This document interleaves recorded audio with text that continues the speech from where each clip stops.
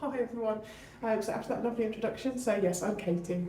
I do realise you've had a very long day, so I'm really kind of sorry to catch you into the day, but hopefully it will be a kind of short but a useful session really, and then there's a later you can escape and get some drinks and have a chance to chat with everybody. So I'm Katie.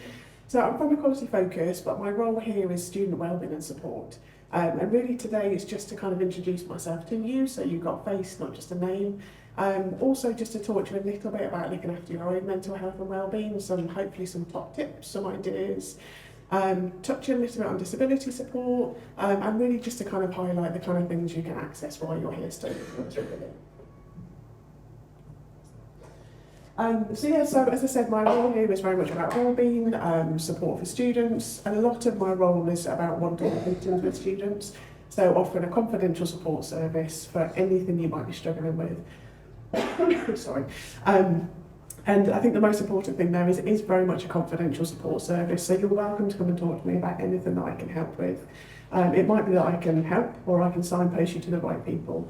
So please always come and talk to me if you think I can help in any way, really. A lot of my role is working with students with microdisability, and that covers a very wide range of different disabilities, mental health, dyslexia, autism, anything along those lines. So if anybody feels they might need support along those lines, again, please come and talk to me. So a lot of my role, again, is about putting reasonable adjustments in place. That's things like extensions, access to one-to-one help, things like mental health mentoring, study skills tutoring, equipment, adjustments, all sorts of things like that really. And the other thing we'll do is put things like support plans in place. They're a really useful way to share information with tutors if we need to. So that's kind of the main thing I'll do. I'm going to come back to some disability support at the end for those of you that might need a little bit more information on it. As Elaine mentioned, we've got a fantastic counselling service as well. So all students are able to access the counselling service. There's no criteria. You don't have to have a disability. You don't need to tell us necessarily the reason why you need the counselling, but it's a really quick support service that's there for all students. Generally, we can turn requests around in, I would say, a week, but often it's a couple of days. So that's there for everybody to access kind of as and when you need to, really.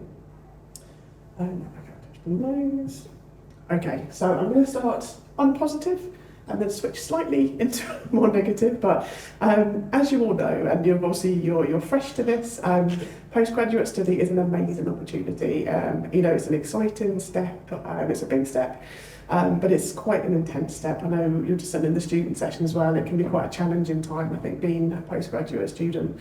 As I say, it's going to open lots of doors for you, but it's going to bring lots of challenges along the way as well, really. So just, I guess, to touch on some of those a little bit in terms of what I know from students I've worked with.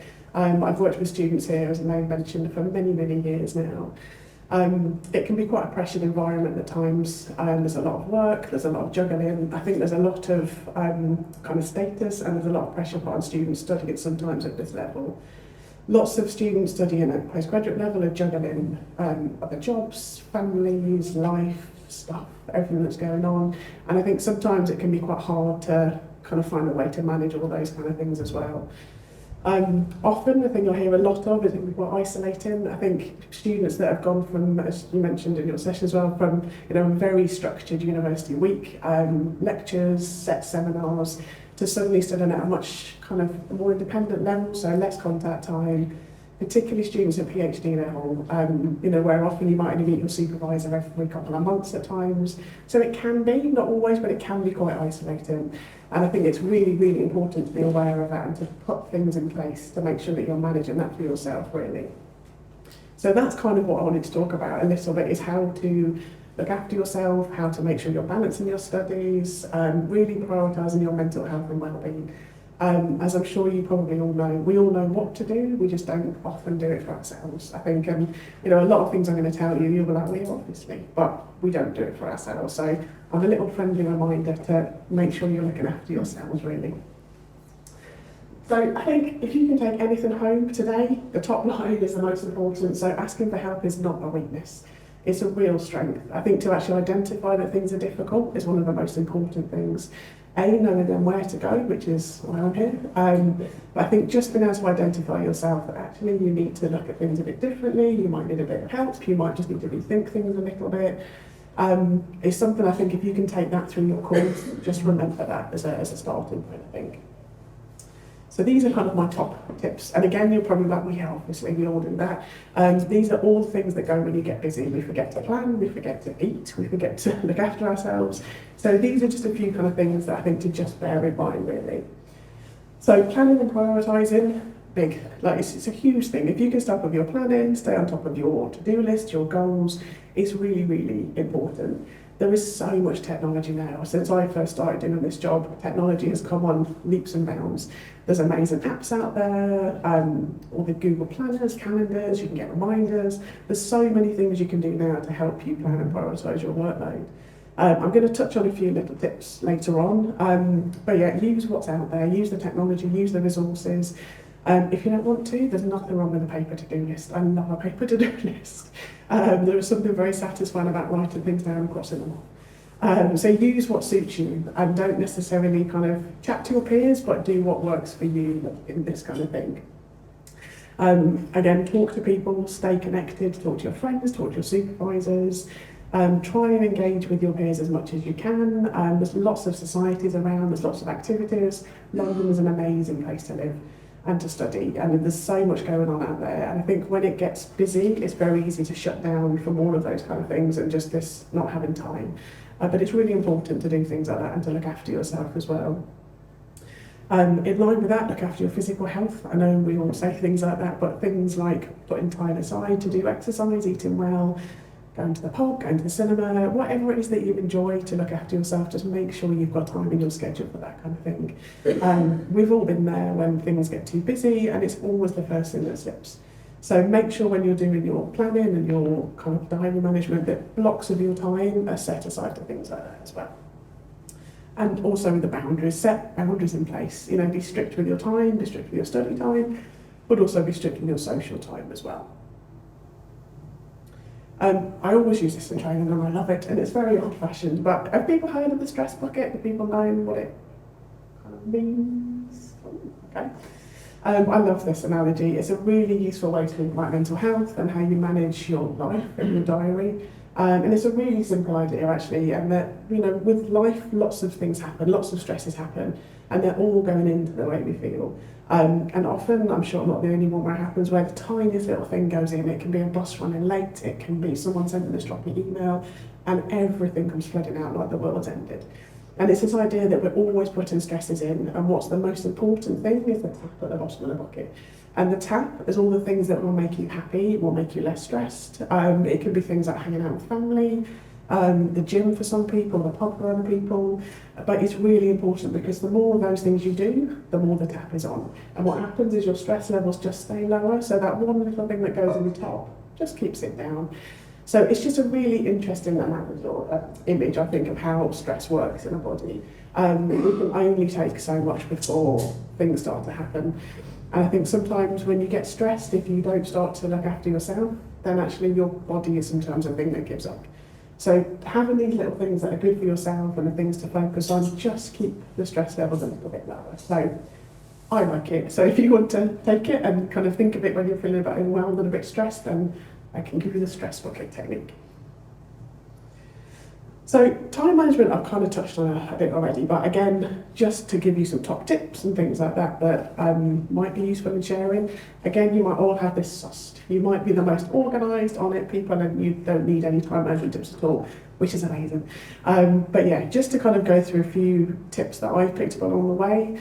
As I say, I've worked with students for many, many years now. I've worked as a study skills tutor as well and a mentor, and these are the kind of things we do in sessions really if students might be needing a bit of extra support.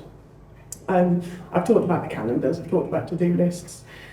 Smart goals is really, really important. I think the idea of setting goals, to-do lists, and often if you say to yourself a to-do list is finish essay, finish chapter, your brain kind of can't cope with that because it's an absolutely huge task. Break those tasks down and start to put them into kind of time-managed chunks.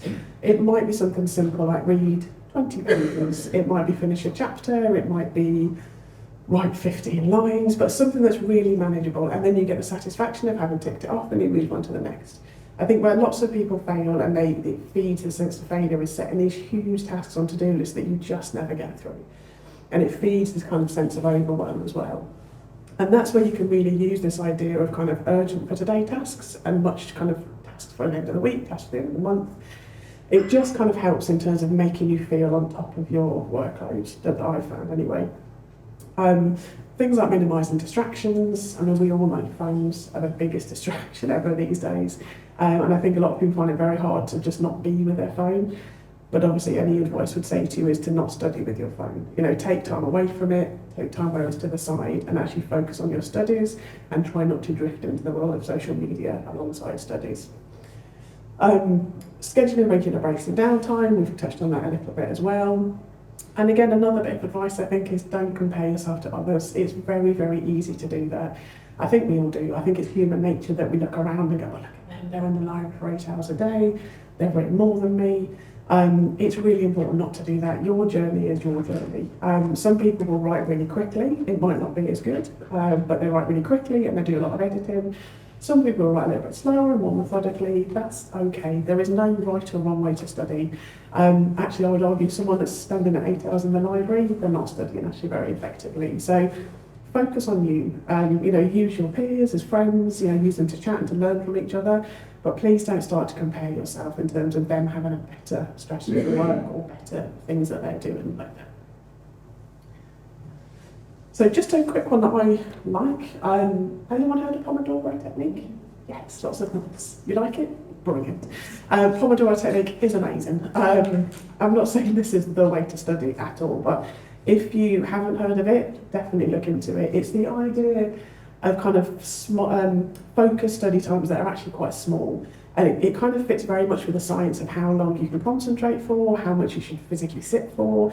And it's all about having very short study times. And those study times are just study times. There's no phone, there's no telly, there's no anything else that might be a distraction. It's very useful for people that procrastinate. So someone that sits in front of a computer and just can't do anything else. So the phone comes out, the book comes out. This idea is that you just sit and you give yourself the time and you just study for that time and you stop at the end time. The advice generally is 25 minutes. So what you do is you do a 2-hour study block. You do 25 minutes of kind of writing time, reading time, whatever you need, 5 minutes off, and you pick it up again like that. And you do that 4 times within 2 hours. And then you take a proper break. So it's a really structured way. And the way to use it properly is within each of those study blocks is to set yourself goals. So it's very goal-driven time management. So it can be really useful. It doesn't work for everyone, and I'm not saying this is the way to study, but if you haven't tried it and you're someone that struggles with procrastination or just time management, it can be a really, really useful tool to use.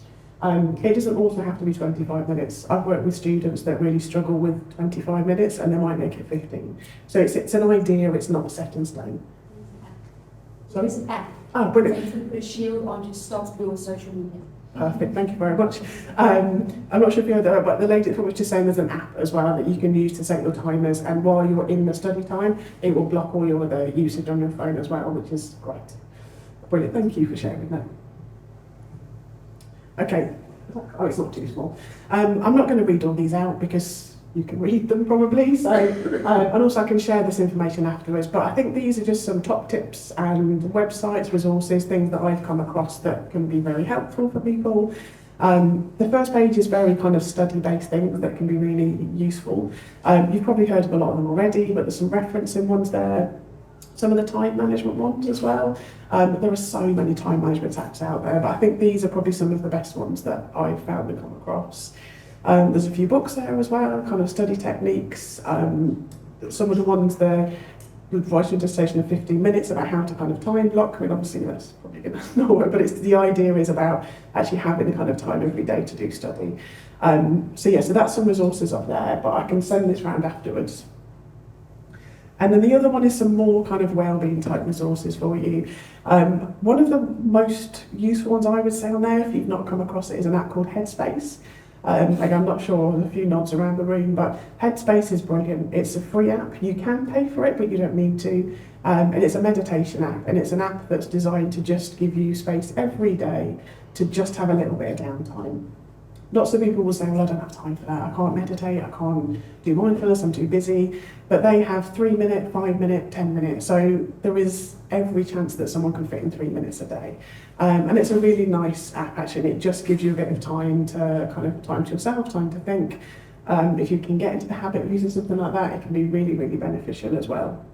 There's a few helpline numbers and things on there as well. So I've got lots of resources like this, and this is the kind of stuff that I can help you with. So if you need any support with anything, pretty much really, I've got lots of resources that I can help you with and kind of point you in the right direction of. Okay, so just to come back to quickly about disabled students. So as I mentioned, I'm here for everybody in terms of student support, but a lot of my focus is on support for disabled students. It's a huge, there's like a long list of things I can help with, but just as a summary of things I can do. So things I can help them with a diagnosis. Some of you possibly might have a diagnosis. Others of you might possibly question if you've got dyslexia. We often have students actually get to this level, and a tutor might turn and say, have you ever thought maybe you're writing, there could be something going on. We can help with things like that. We can do some screening, we can put some support in place as well. So we can help even with things like that as early on as the diagnosis stage. I mentioned reasonable adjustments. So again, that's things like the extensions, the support, things like that. For the disability support, when we're talking about extensions, support plans, one-to-one support, there is a point with those where we need evidence-based for a disability. So things like a diagnostic assessment or a GP letter or something like that. That isn't the case with counselling at all. But when it comes to things like extensions, one-to-one support, that kind of thing, we do. The other thing that's important, I think, for disabled students is the Disabled Students Allowance. Again, that's only eligible for students with a disability that can be backed by evidence. But it's an amazing resource. So for anybody that has got a disability, obviously we can talk about that on a one-to-one basis. But the Disabled Students Allowance is an amazing resource. It puts in place, it's a financial package, but it's there to purchase things like equipment, taxi allowances, mentoring, tutoring, assistive technology. It's there. There's such an amazing resource actually with the Disabled Students Allowance. Lots of people don't realise it applies for postgraduate studies, and it definitely does. It's only for home students, but yeah, it's just a fantastic resource. So if any of you are sitting there thinking, oh, maybe I might be eligible, please get in touch and I'll talk you through how to apply. It's a little bit of a lengthy process, but I can obviously help through the whole process as well. So it's definitely worth it.